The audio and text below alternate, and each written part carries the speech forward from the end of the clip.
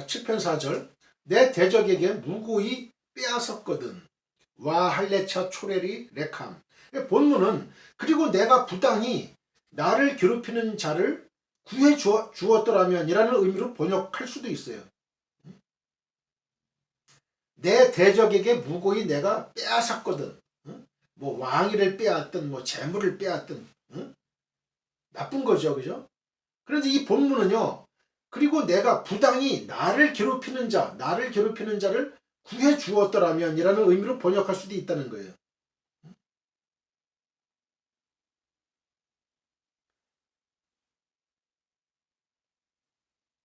여기서 내가 다윗이라는 얘기죠. 다윗이 부당히 나를 괴롭히는 자 누구예요? 사울 왕을 구해 주었더라면 이런 의미로 번역할 수도 있다는 거예요.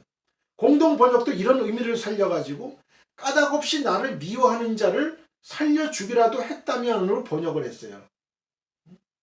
이런 번역이 가능한 것은요. 한글 개역 성경이 빼앗았거든으로 번역한 이 와 할례차 이 원형이 그러니까 할라치예요. 할라치. 이 할라치가 구출하거나 그 다음에 강하게 무장시키는 것을 의미하는 단어이기 때문에 그래요. 그래서 6편 5절에서는 이거를 나의 영혼을 건지시며로 번역하기도 했어요. 만약 이러한 해석을 취한다면요. 본문에서 말하는 내용은 다윗이 그의 대적을 도와준 것에 대해서 사울을 도와준 것에 그 목숨을 살려준 것에 대해서 비난을 당하는 것과 관계되는 내용이라고 봐야 돼요. 이거는 언뜻 납득이 가지 않지만 당시 문화적인 배경을 감안하면 이해가 어렵지 않아요. 쉬워요. 당시 사회에서 자신의 동지가 자신의 대적을 도와주게 되면요. 그 동지에 대한 조약을 깨뜨렸다고 비난받고 그 대가를 치러야 했어요. 즉 배반의 제약을 범한 것으로 인정하는 거죠. 그리고 이러한 입장을 취한다면 이 본문은요. 다윗이 그의 대적인 사울을 죽이지 않고 도와주었다는 사실 때문에 자기 자신의 그 진영에 속한 일부 사람들로부터 맹비난을 받아야 했던 것을 염두에 둔 표현으로 볼 수 있다는 거죠. 그렇잖아요. 그죠? 이런 이해가 가능하죠. 사울 왕 때문에 이 다윗의 그 신하들이 고생하잖아요. 지금 막 광야로 막 피신당하고 생명의 위협을 느끼고 막 그러는데 다윗이요. 왜 그 2번씩이나 죽일 기회가 있었는데 왜 사울 왕을 살려뒀어? 이렇게 비난할 수 있다는 거죠. 이런 견해를 취하면 이 본 7편 4절은요. 다윗이 그의 대적들에게서 뿐만 아니라 그의 동지들에게서까지 비난을 당했다는 것을 말하고 있는 게 되는 거죠. 충분히 우리가 상상하고 이해할 수 있는 거예요.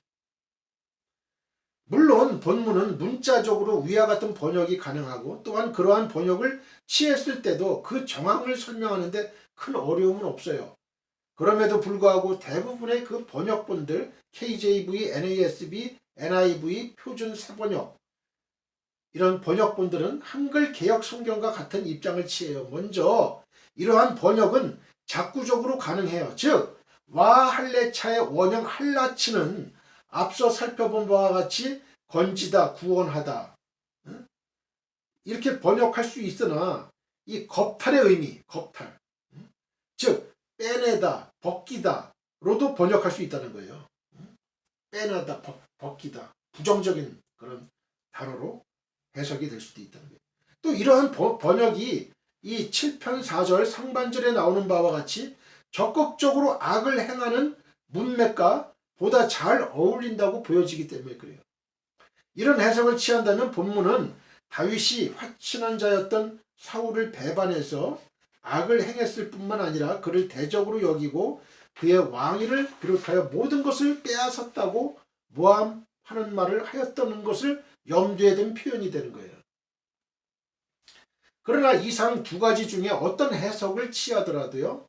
이는 다윗의 실제 행동과는 아무런 관련이 없는 모함에 지나지 않는다는 점에서는 일치합니다. 시편 7편 5절 보겠습니다. 이라또프, 오에브, 나부시, 웨아세그, 웨이르모스, 라레치, 하이아이, 우케보디, 레아파르, 야시켄, 셀라. 그래서 이라토프는 쫓아. 그래서 let persecute, 쫓는 건 박해하는 거죠. 박해. let persecute. 그 다음에 오예부는 원수로. 그래서 the enemy 뜻이고요. 나쁘시는 나의 영혼을. 나쁘시, my soul. 그 다음에 웨아세그는 잡아 and take it. 그 다음에 웨이르모스는 짓밟고. let him tread down, 짓밟고. trample, 그런 영어도 있죠. 그 다음에 라레치는 땅에. 그래서 upon the earth. 그 다음에 하이아이는 내 생명을, my life. 우케보디는 내 영광을, and mine honor. 그 다음에 레아파르는 진토에, in the dust. 그 다음에 야시켄은 떨어뜨리게 하소서, 레이. 그 다음에 셀라. 그래서 원수로 나의 영혼을 잡아 내 생명을 땅에 짓밟고 내 영광을 진토에 떨어뜨리게 하소서, 셀라. Then let my enemy pursue and overtake me.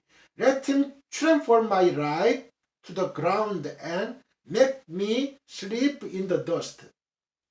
7편 5절 봅니다. 원수로 나의 영혼을 쫓아잡아. 이라토프, 오에브, 나푸시, 웨야세그. 다윗은 앞서 3절 4절에서 가정법을 사용하여 말한 것과 같이 그가 만약 그를 비난하고 모함하는 자들의 말처럼 실제로 그러한 죄를 저지른 사람이라면 이에 합당한 처벌을 받을 것이라고 말합니다. 이는 역으로 자신은 결코 그런 죄악을 저지를 사람이 아니라는 사실을 맹세하는 것이 돼요. 한편 본절에서 7편 5절에서 다윗은 하나님의 주권에 대한 절대적인 신념을 보여주고 있습니다. 즉 다윗은 그가 만약 죄를 지어 원수들에게 모멸과 치욕을 당하고 심지어 죽임까지 당하게 된다면 그것이 그들의 자유로 되는 것이 아니라 철저하게 하나님의 허락하에 되는 것이라는 사실을 확신하고 있는 게 돼요. 다윗은 자신이 만약 죄를 범했다면 원수들을 통해 견딜 수 없는 고통을 당해도 이를 달게 받아야 할 것이고, 자신이 만약 무죄하다면 하나님께서 원수들의 잔혹한 손을 멈추실 것을 확신했습니다. 본문에서 쫓아에 해당하는 이라토프의 원형 라다프는 앞서 1절에서 그를 쫓는 사람들이 있다는 사실을 말하기 위해 사용됐던 단어예요. 다윗은 1절에 사용한 동사를 7편 5절에서 다시 사용함으로써 그가 만약 그를 박해하는 사람들이 비난하는 바로 그 죄를 저질렀다면 그들의 박해를 달게 받을 것이라는 결연한 의지를 표명하고 있습니다. 이는 궁극적으로 자신이 떳떳하다는 의미를 함축하는 것으로 자신의 무고함에 대한 자신감의 표명이라고 할 수 있습니다. 7편 5절 내 생명을 땅에 짓밟고 내 영광을 진토에 떨어뜨리게 하소서. 웨이르모스, 라레치, 하이아이, 우케보디, 레아파르, 아시켄. 먼저 내 생명을 땅에 짓밟고에 해당하는 웨이르모스, 라레치, 하이아이는 그의 생명을 앗아가는 것을 염두에 둔 표현이에요. 또 내 영광을 진토에 떨어뜨리게 하소서라는 표현은 그의 명예를 더럽히라는 의미예요. 그의 명예를 더럽히라. 그런데 7편 5절 하반절인 이 두 구절은요, 원문으로 볼 때 교차, 대꾸 구조를 이루고 있어요. 그러므로 이를 반영해서 본문을 직역하면 짓밟게 하소서 땅에 나의 생명을, 나의 영광을 진토에 떨어뜨리게 하소서라는 의미가 돼요. 이러한 교차, 대꾸 구조에 있어서 중앙에 위치한 요소가 가장 강조된다고 볼 때 여기서 목적으로 제시되는 내 생명을과 내 영광을이 가장 강조되고 있음을 알 수 있어요. 즉 다윗은 인간에게 있어서 가장 소중한 자신의 생명과 신정 왕국의 왕이란 자신의 소중한 명예를 내세우면서 이것이 땅과 진토에 떨어지고 짓밟히는 치욕을 가정하면서까지 자신의 무지함을 변호하고 있는 거예요. 이와 같은 문학적인 기교는 다윗의 애절한 심정을 한층 더 부각시켜 줍니다. 이처럼 교차 대꾸법을 사용한 표현 방식과 더불어서 7편 5절의 본절에 사용된 용어들은 대단히 감정적으로 격앙된 용어들이라고 할 수 있어요. 이러한 표현들을 사용함으로 다윗은 자신의 무지함에 대한 확신을 한층 더 강조하고 있는 겁니다. 한편 5절 말미에 음역된 셀라는 음악 전문 용어예요. 그래서 음의 변화를 주라는 의미인 것으로 추정되지만 그 정확한 의미를 알기는 어렵습니다. 6절을 보겠습니다. 6절 쿠마 예흐와 베아페카 힌나세 베아브로트 초레라이 웨우라 엘라이 미시파트 시우이타. 쿠마는 일어나서 어라이즈 예후와는 여호와여. 그다음에 베아페카 진노로 인신 앵글 힌나세는 막으시며 lift up self. 그다음에 베아브로트 그러니까 because of the rage of 분노. 그다음에 초레라이는 내 대적들의 mine enemy. 웨우라는 깨소서 and awake. 엘라이는 나를 위하여 for me. 미시파트는 심판을 to the judgment. 치우이타는 주께서 명하셨나이다. that thou hast commanded. 그래서 여호와여 진노로 일어나서 내 대적들의 노를 막으시며 나를 위하여 깨소서. 주께서 심판을 명하셨나이다. Arise, O Lord, in your anger. Rise up against the rage of my enemy. Awake, my God. Decree justice. 7장 6절 여호와여 진노로 일어나서 나를 위하여 깨소서. 쿠마 예흐와 베아페카 웨우라 엘라이. 앞선 1절로 5절에서 다윗은 자신에게 초점을 맞추고 하나님을 향하여 무고히 자신을 핍박하는 대적들로부터 자신을 구원해 주실 것을 호소했습니다. 이제 이어지는 6절로 9절에서 다윗은 자신을 핍박하는 대적에게 이제는 초점을 맞춰요. 그리고 그 자신의 의로움과 대적들의 불의함을 바탕으로 여호와께 공의로운 심판을 단행해달라고 간청합니다. 이러한 간구를 하는 단락의 첫 마디를 다윗은 일어나소서 Arise, O Lord. 다윗은 일어나소서 여호와여로 직역될 수 있는 쿠마 예흐와란 호소로 시작합니다. 여기에서 쿠마라는 앉았던 자리에서 떨쳐 일어나라는 의미를 나타내는 명령법이에요. 특히 여기서는 연장형이 사용됐어요. 연장형이 사용되면서 떨쳐 앉았던 자리에서 떨쳐 일어나라 이거예요. 연장형이 사용된 강세 명령이에요.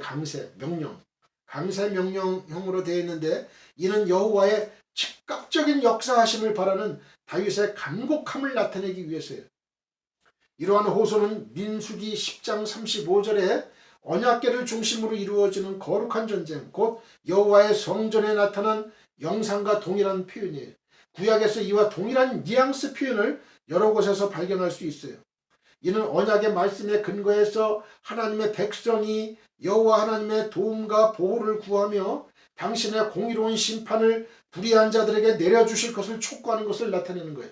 더욱이 다윗은 여호와께서 일어나시되 그의 진노 안에서 그렇게 해야 한다고 기도합니다. 한글 개역 성경에서 이 진노로 번역된 단어 빼앗팩하는 문자적으로 당신의 진노 안에서라는 의미예요. 자, 당신의 진노 안에서. 인간의 진노는 이기심이나 잘못된 판단 또는 과도한 감정의 발산 등에서 비롯돼서 죄와 관련되기 쉽죠. 그러나 하나님의 진노는 인간의 불의와 죄에 대한 하나님 자신의 거룩하고 공의로우신 성품의 발산이라고 할 수가 있습니다. 인간이 죄를 짓지 않으면 또한 인간이 그분의 뜻을 거역하지 않으면 공의로우신 하나님은 결코 진노하지 않으셔요. 본시 11절 12절에서 다윗은 바로 이와 같은 여호와 하나님의 진노가 어떤 성질을 띠고 있는지를 보다 명확하게 말하고 있어요. 한편 다윗은 하나님에게 나를 위하여 깨소서라고 기도합니다. 여기서 깨소서에 해당하는 웨우라 원형이 우루예요.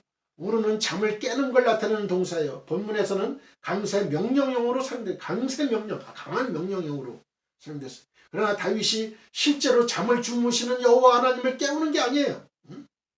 사실 하나님은 졸지도 아니하시고 주무시지도 아니하신다 그랬죠. 시편 121편 4절. 주야로 이 세상을 감찰하시는 분이다.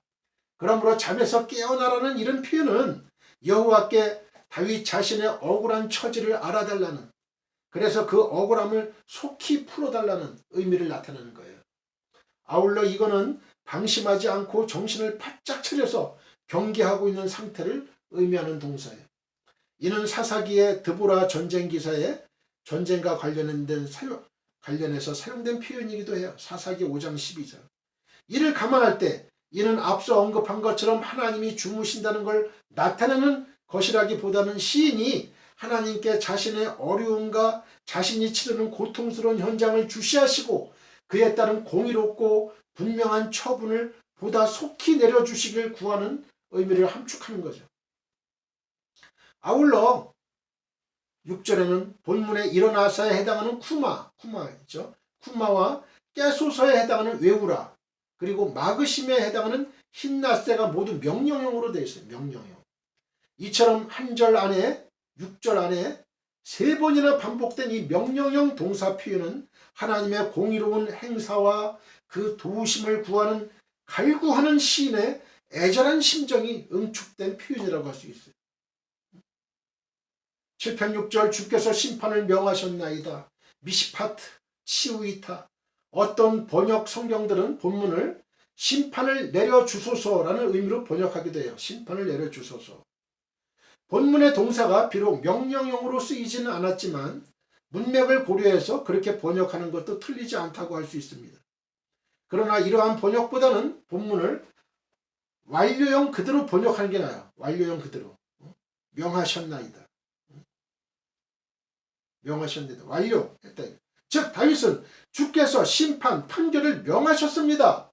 이미 심판을 주께서 명하셨습니다. 완료형으로.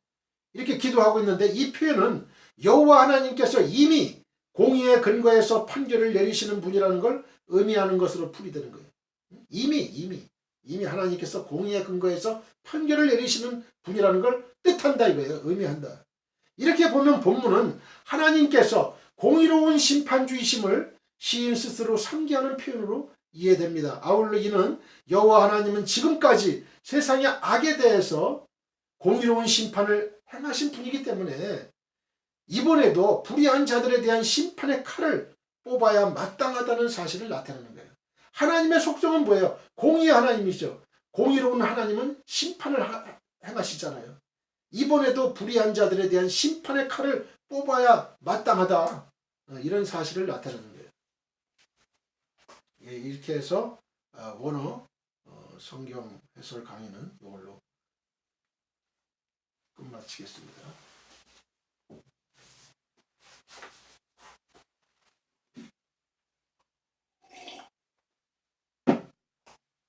그러면 오늘은 재판장이신 여호와께 올리는 왕의 악인에 대한 심판 청원 2입니다. 시편 7편 5절로 7절입니다. 첫째, 성도는 하나님 앞에서도 결백을 주장할 수 있을 만큼 깨끗한 삶을 살아야 합니다. 성도는 하나님 앞에서도 결백을, 다윗처럼 자신의 결백을 주장할 수 있을 만큼 깨끗한 삶을 살아야 된다는 거예요.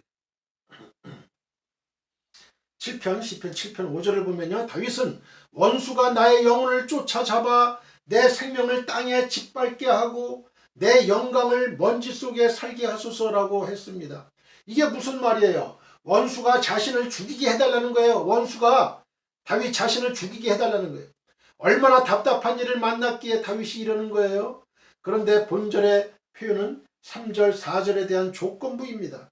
즉 3절 4절에 기록된 그 악이 자기에게 있다면 자기 원수로 하여금 자기를 죽이게 하시라는 거예요. 이건 뭐예요? 반어법이죠. 자기가 없다 이거야. 악이 없다는 얘기죠. 난 떳떳하다는 거예요. 난 악이 없다. 다윗은 다윗 자신의 결백에 대한 주장입니다. 자신은 원수들에게 쫓기며 모함을 받을 만한 아무런 잘못도 저지르지 않았다는 걸 역설적으로 말한 거예요. 사랑하는 성도 여러분, 지금 다윗이 이 주장을 누구 앞에서 하는 겁니까? 인생 앞에서입니까? 아닙니다. 인생이 아니라 하나님 앞에서 하는 거예요. 다윗이 지금 이 말을 사람 앞에서 하는 것이라면 우리는 그의 주장에 대해서 일말의 의심을 가질 수가 있습니다. 왜냐하면 사람들은 얼마든지 속일 수 있기 때문에 그래요. 사람은 확실한 증거만 없다면 얼마든지 속일 수 있어요. 왜냐하면 사람은 자기 눈으로 보는 것 외에는 볼 수 없기 때문입니다. 사람은 자기 눈으로 보지 않으면 누가 무엇을 하는지 알 수가 없어요. 그래서 악을 행하고도 다른 사람이 보지 않았으면 얼마든지 하지 않았다고 발뺌해요. 이런 경우가 얼마나 많아요. 지금 우리 사는 세상에서도 사기치고 거짓말하고 속이고 하는 사람들, 증인 목격자가 없으면 그 뺑소니 해도 사람 치고 달아나도 나 안 했다는 거예요. CCTV라든지 목격자 증언이라든지 다 나오면 이제 발뺌할 수가 없죠. 더 이상. 거기가 다 그 범인들은요 다 발뺌해요. 아니다, 나 죄 안 졌다, 나 안 죽였다. 증거를 들이댄단 말이에요. 증거를. 미국의 드라마 CSI에서도 증거를 들이대잖아요. DNA, 침이라든지 머리카락이라든지 조그마한 단서를 들이댄단 말이에요. 그리고 그 범인의 옷이라든지 천, 그런 것도 다 타이어 종류도 몇 년도 어떤 회사 거다. 그거 다 연구하는 거예요. 어느 지역이냐, 뭐 기후가 어떤 기후였느냐. 이거 다 그걸 위성 사진으로 해서 다 기상 그것도 해서 어느 지역에서 범죄가 일어났다. 그 다 찾아내는 거예요. 오늘날에는 이런 문제를 해결하기 위해서 꼭 필요한 곳에는 감시 카메라를 설치하기도 합니다. 어떤 특정 지역에서는 아예 동네 곳곳에 감시 카메라를 설치하고 사람들의 행위를 감시함으로 인권 침해 논란이 일고 있기도 해요. 잘 사는 동네, 강남이나 그런 데는 그런단 말이에요. 잘 사는. 그러나 감시 카메라로도 사람의 모든 행위를 다 알 수는 없어요. 하지만 하나님은 인생과 달라서 보지 못하는 것이 없어요. 그분은 전지하신 분이에요. 전능하신 분이에요. 인생의 모든 것을 보아 아십니다. 아무리 은밀한 곳에서 일어나는 일도 하나님은 아셔요. 다윗은 하나님이 그런 분이라는 걸 알고 있었어요. 다윗은 9절에서 하나님이 사람의 심장을 감찰하시는 분이라고 고백하고 있어요. 그는 바로 그러한 하나님 앞에서 자신의 결백함을 주장하고 있는 겁니다. 이는 그가 그만큼 깨끗하지 않고는 할 수 없는 일이죠. 그는 불의를 행하지 않았어요. 그래서 하나님 앞에서 다윗은 자신의 결백을 주장할 수 있었던 거예요. 자신의 결백을 주장하려면 죄가 없어야 돼요. 죄가 없어야 돼. 아니면 하나님으로부터 죄 용서함을 받든가. 아니 오히려 그는 지금 하나님을 자신의 결백을 입증하여 줄 증인으로 부르고 있는 거예요. 증인으로. 참으로 다윗의 의로움이 부러울 정도죠. 다윗도 훗날 범죄했고 그것을 숨긴 일도 있기는 했지만 적어도 이 시를 쓸 당시만 해도 사람이 흠잡을 만한 불의는 없었던 거예요. 사랑하는 성도 여러분, 그러나 우리는 다윗의 의로움을 부러워만 하고 있어서는 안 돼요. 우리가 거룩하신 하나님의 백성이라면 우리의 의로움을 입증할 대상으로 하나님을 부를 수 있을 만큼 우리는 거룩한 삶, 깨끗한 삶을 살아야 돼요. 다윗처럼. 그러한 사람이 세상에 당당할 수 있어요. 하나님 앞에서도 담대할 수 있습니다.